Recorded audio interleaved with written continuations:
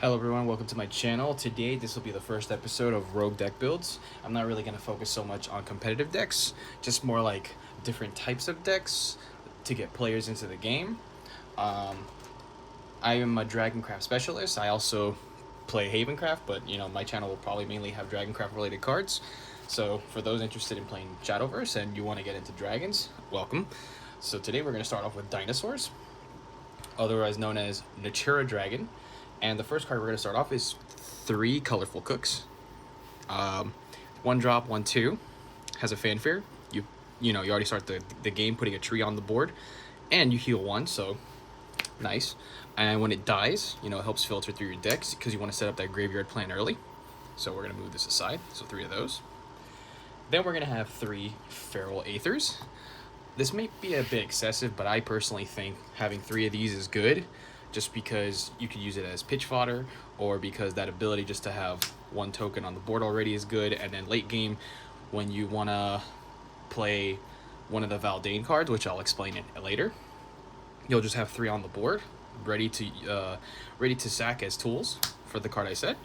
But yeah, no, I think running 3 of these is fine. If you think otherwise, that's fine. This is just think of this as a skeleton, as a map. So there you go.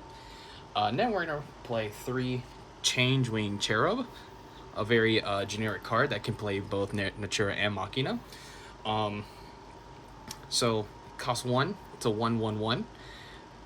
Its fanfare is you either put a repair mode or a Natura Great Tree in the EX zone, and it's really good setup. And for the Evolve, you just run 1 of the Evolve. You only need the 1 because it only deals 2 damage, and there's not really a lot of followers at the moment that have less than 3 at the time of making this video. So like a plan is, what you could do is you summon her, you get the token, you spend the 1, you either just kill a dude for 2, or you hit someone that's like 2 or that has like 3 and above, and then run into it. But she's also a good early game card you can start off with. All right, next we're done with our 1 drops. So next is our 2. The next card is a 2 Lightning Velociraptors. Originally, you were able to run it at 3 before, but there are just better options. It's a 2/3/2. So it's really easy to bring out. Brings you a tree, and here it is. Sorry. If you're an overflow, it makes 2 instead. So really nice. It'll be nice to come in clutch when you need some trees, and also, if I'm not mistaken, yep, in overflow it gets rushed. So if you just want to clear a dude, you just summon, make trees, kill it, bam. I think it's a really good like 1-for-1 type of card. I could be wrong if I said that. Like little thing wrong. Anyways, for the next card, 3 Cursed Furors, or Fur. Sorry, I'm not sure how you pronounce that word. This card is a really good card that just gets rid of any big dudes above 4, that has 4 defense. It makes a tree, kills a dude for 4. You run this at 3 because it's 2. It can potentially have quick cast when you get to overflow, and it's also really a searchable target for one of the cards that I will mention in a moment. So 3 of these. Next we have the Desert Pathfinders at 3 as well. Oops, sorry, I thought I had pulled the 4th card. So Desert Pathfinder is a really good search card when you have provided the requirements needed. Thankfully his ability is a little generic enough, because he says once you put a Natura tree, if you have 5 Natura cards on the board, then you can look at top 3 and then pick your favorite card. And it also has decent stats too, 2/2/3. It was a little tanky. You summon him, he stays there for a turn. If your opponent didn't kill it, bam, look at that. You either kill something on the board, which is kind of something you want to do with Natura Dinosaurs. You're not really so much as an aggressive deck, forgot to mention. You kind of want to play a little passive with this deck, because this deck is also surprisingly really fragile. So, you gotta be very mindful on certain cards and know when to attack your opponent. But most of the time, at least in my experience playing this deck, you want to make sure that you keep their board clear. All right. Next, we have, this is another word I don't think I can pronounce right, Gina, because it has a D in the beginning. Gina, the Stout-Hearted. This card I think was such a nice addition for Natura. It's a 2-drop, 2/2, you know, simple stats, and it lets you bring out a tree. Very easy, right? Now, as for its evolve, when you evolve it, you use you get 2 of her, and you play her because she also helps set up your graveyard plan. So you summon her, you make a tree, you evolve her, and then you discard 2 cards from hand, accelerating that plan that, you know, this deck used to struggle with in the beginning. And then you ramp 1, which is something really nice that Dragoncraft loves to do, as we all know. So this card is just such a spectacular addition. Oh, and it's for a Super Evolve. The Super Evolve I'm not kind of too crazy about because it's like it's a search effect, which is, it's not bad. Like if you're in a pinch and you really need something, it is I could see why it's useful. But in my experience, like I barely ever had to use that ability, so it's kind of more like an emergency situation. Still a good card nonetheless, just because the ramping alone makes it so good. Now for the next cards, Steel Cat Pachycephalosaurus. Another good card, 2/2/2 all across the board.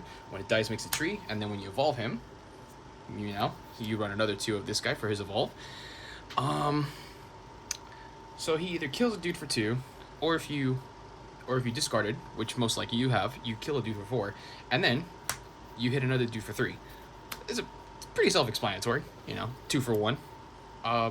Good card for every dinosaur deck, for sure. I don't see this card being taken out of the deck for a long while. Okay, now for the next one. This is the only 3-cost card in the entire deck, but you play, well, for me at least, Shadow's Corrosion.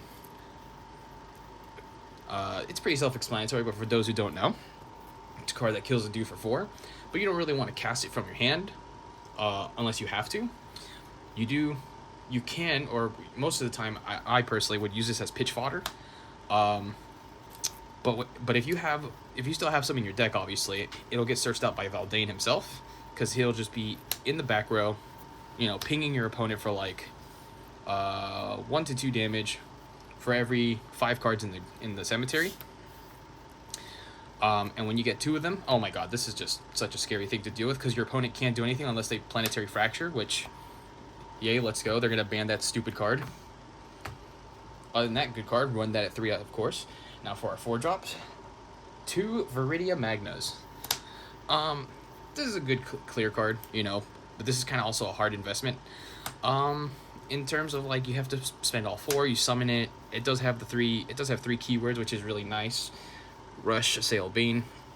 If there's a dude on the board that you kind of don't want to get hit next turn, you kill it, you eat a tree, and then you run the 1 evolved Viridia, and then now it's just kind of sitting there as a wall for a while. When it dies, you heal 2. Good card nonetheless. I would run this at 2 just because it's still like a good clear card. I think it's really nice to have. Now for the main guy himself, Valdane. He's one of your main engines. You run this guy at 3. 4. Oh, I'm sorry. I'm so sorry. I forgot to mention that Viridia is a 4/0/4. So yeah, that's why it has Bane. And then its Evolve is a 4/4. So please go easy on me, guys. This is my first video. So when you summon Valdane himself, he's going to help set up your graveyard a little faster. Granted, you'll probably be in the mid game at that point, obviously. So you summon him, you look at the top 3, you pick your favorite, get rid of the other 2. But that's okay, because the other 2, they will not be staying in the graveyard for long, and I'll explain in a minute. So after you do that, and let's just say for some reason you manage to get the 10 cards in the graveyard, because you're just that good at the game, he just evolves for free because you have 10 cards in the graveyard.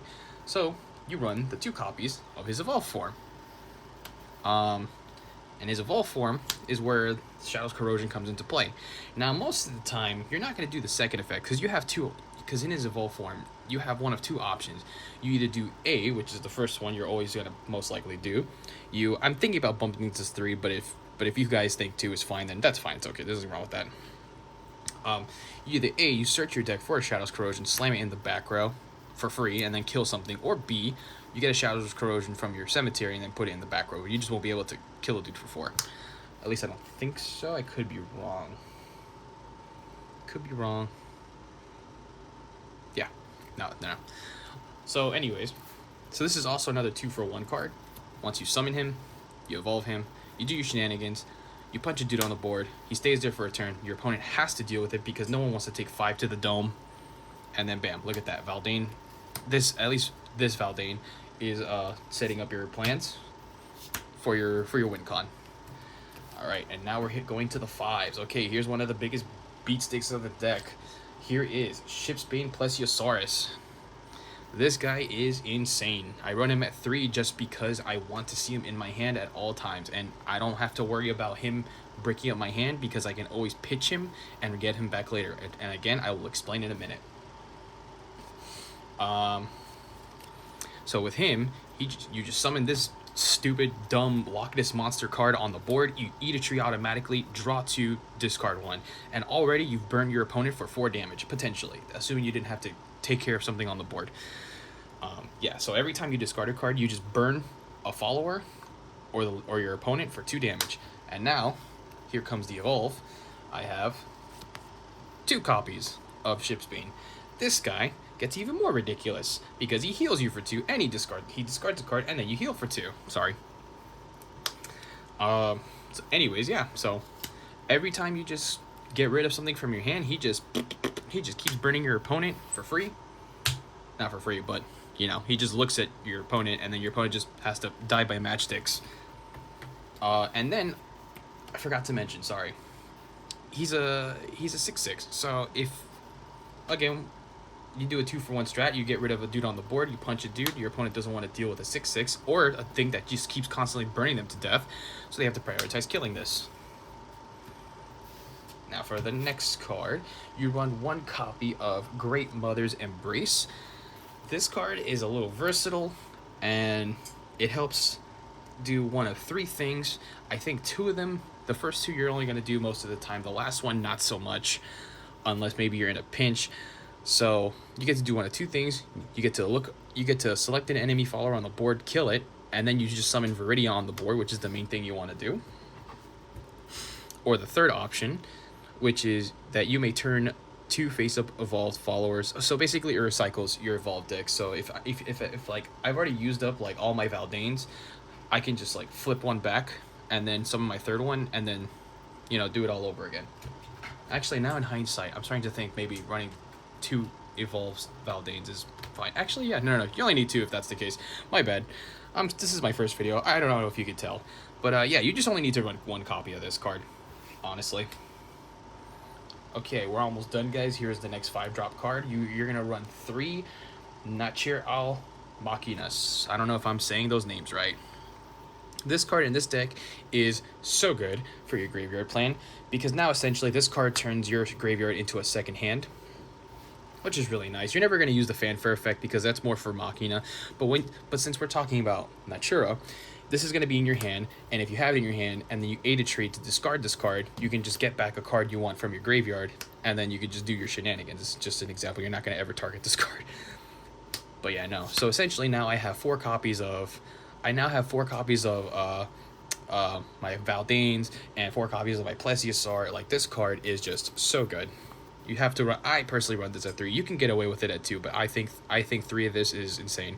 And it has decent stats too, if you for some reason summon it, but it's a 4/4 for those that need clarity. And now for the last 2 cards is Valdane Forest Shadow. This card is like a really good like semi-board wipe, I want to say. So let's say you're playing an opponent that's playing a very wide board, like Swordcraft, for example. So most of the time, in my experience, you're gonna have like 3 of the trees on the board. You're gonna summon this dude, and he's gonna eat those broccoli cards, and then you're just gonna kill your... well, actually, no, it's not a semi-board wipe. I'm sorry, but you're gonna summon him. You're gonna eat those 3 trees, and then you're gonna do all 3 effects, right? Because the card says banish X. So in other words, if you only ate like 1 or 2, you're only gonna do like 1 or 2 of those effects. But trust me, you can accelerate into getting 3 trees. So you summon him, you eat the 3 trees, and then you do the first one being that you select an enemy follower, kill it. You search your deck for 2 Natura spells with different names and put them into your EX. So this also accelerates the Shadow Corrosion's plan. And then lastly, it heals you for 2. This card is a powerhouse. And on top of that, it has a rush. So you summon him, kill a dude, kill another dude. And now your opponent has to kill this as well because they don't want to get bonked on the head for 5. Alright. Okay, and we're back. Okay, I had to pause really quick. I wanted to shuffle up this deck so I can show you maybe a strategy you can do. Let's just see what our first turn is going to look like from here. Alright, good start. Nice. Okay. Okay, this is not so bad. We can keep this hand. I think we can keep this hand. So, starting from your first turn, if you went first, hypothetically, you summon this. Let me just put this hand back here. You summon this. You make a tree. Put in your EX. You pass. Okay. Draw this. Okay, that's hilarious. But it's okay. We're going to spend the next 2 for the next turn. We're going to summon another one. Put this in our... Nope, we summon it. Perfect. Okay. And then we just poke him for 1. Right? Your opponent will probably kill this card. They're going to do the shenanigans. They're probably going to kill Velociraptor, let's just say, right? Draw the next card. Okay, perfect. Look at that. So our hand kind of looks a little awkward right now. So we're going to get a little greedy. We're going to eat this tree up. We're going to draw the next card. Yep, perfect. We're going to get rid of... we're going to get rid of... We'll get rid of Natura. Yeah, no, actually, we'll get rid of this. We don't need any more of this. And then we're going to spend the 1, summon her, put a tree out, put a tree into the field or into EX. I'll put it on the field. We're going to hold off on our hand. Your opponent's probably going to hit me because they don't want to, let me do my shenanigans here. So we're going to skip to my turn. Wow, I'm really good at drawing pieces. Oh boy, I hope this is a good video. So we should have 5 by this point because we're going to summon this, make a tree, evolve her. Probably going to zap something for 2, crash into it, hypothetically, of course. And then they might have attacked me with another follower, so this is going to attack into that follower. Draw. Okay. Our graveyard is looking decent. We'll discard... We'll discard one of the Naturas. We'll discard the not-so-pretty one. And then we'll bring back Lightning Velociraptor. Okay, but as you can see, like already right now, I have 3 trees on the board, like I said earlier in the video. So when we get that Valdane soon, hopefully, we'll be ready. So we're going to probably get hit here. Or not, because they're probably going to set up. We're going to draw. Here we go. We should be at 5 play points at this point. So I think what we're going to do now is... Okay, wait, this is perfect. We're going to summon the Raptor. We're going to make a tree. Then we're going to summon the Pachycephalosaurus. No. Damn it. Okay, wait, actually I take that back. We're not going to summon the Raptor. What we are going to do is we are just going to summon the Pachycephalosaurus. We're going to pay the 1 to evolve it. It'll be a 3. No, I'm sorry. First, we're going to eat the tree. I'm sorry. I'm so sorry. I'm trying. I'm not a good teacher, but I'm trying my best. Put it here. We're going to eat the tree. We're going to draw. Perfect. We're going to discard. I think we'll discard for now. We're going to discard the Raptor, after all. Since now we don't need it anymore. Since we drew the Valdane, by the way. We're going to evolve the Patchy. Kill a dude for 4. Kill another dude for 3. This will die. We replenish the tree.